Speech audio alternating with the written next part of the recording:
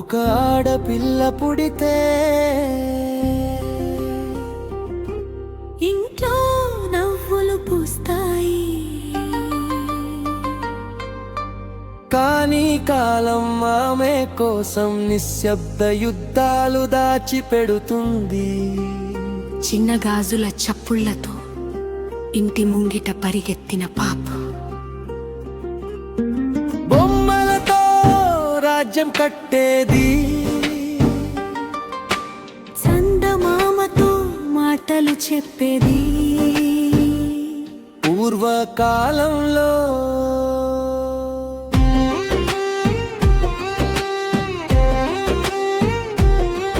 ఆమె నవ్వు ఇంటి గౌరవం, ఆమె మాట తల్లిదండ్రుల గౌరవం. కన్నీళ్ళు వచ్చిన ఒడిలో దాచుకునే కాలం. అప్పుడు ఆడపిల్లను ఇంటి లక్ష్మి అని పిలిచేవారు, కష్టాలు ఉన్నా. మనుషుల్లో కొంత మనసు ఉండేది, కాలం కాస్త మారగానే ఆమె అడుగులు జాగ్రత్త అయ్యాయి. అలా నవ్వకు, ఇలా నడవకు అనే ఆతలతో బాల్యం చిన్నపోయింది. కలలు ఆకాశం ఎత్తులో ఉన్నా, బాధ్యతలు నేలకేసిలాగాయి. తన ఇష్టాలు మూలన పడేసి ఇతరుల కోసం బ్రతకడం మొదలు పెట్టింది.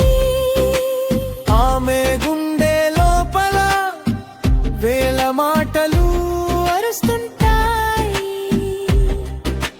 కానీ పెదవుల మీద మాత్రం ఒక చిన్న నవ్వే కనిపిస్తుంది. ఆమె శక్తి, జన్మనిచ్చే భూమి శక్తి, ఆమె సహనం, సముద్రం మించిన నిశ్శబ్దం. పుట్టిన రోజు నుంచి చివరి ఊపిరి వరకు ఆమె జీవితం తన కోసం కాదు, ఎవరో కోసం కాలిపోతున్న దీపం.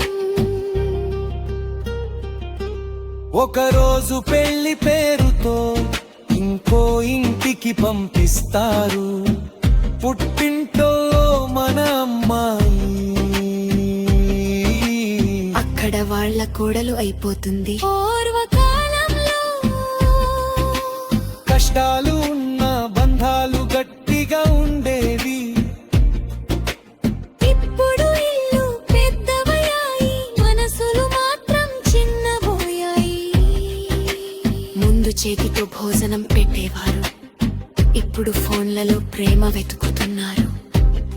ముందు కన్నీళ్లు తుడిచేవారు, ఇప్పుడు ఓవర్ సెన్సిటివ్ అంటున్నారు.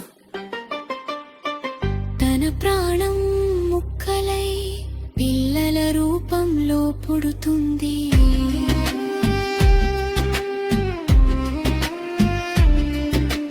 నిద్రను త్యాగం చేసి వాళ్ళ భవిష్యత్తు కడుతుంది. తన శరీరం అలసిపోతుంది, మనసు ముక్కలవుతుంది. కానీ అమ్మా అనే పిలుపు కోసం మళ్ళీ నవ్వుతుంది. వృద్ధాప్యం వచ్చినప్పుడు ఆమె చేతులు వణుకుతాయి. ఒకప్పుడు అందరినీ నడిపించిన ఆ అడుగులు ఇప్పుడు ఒంటరిగా నెమ్మదిగా నడుస్తాయి. చివరికి ఆమె అడిగేది పెద్దదేమి కాదు, కొంచెం తేవా, కొంచెం పోడు. ఆడపిల్లగా పుడుతుంది, అమ్మగా మారుతుంది. అందరి కోసం బ్రతికి చివరికి తనను తాను మర్చిపోతుంది.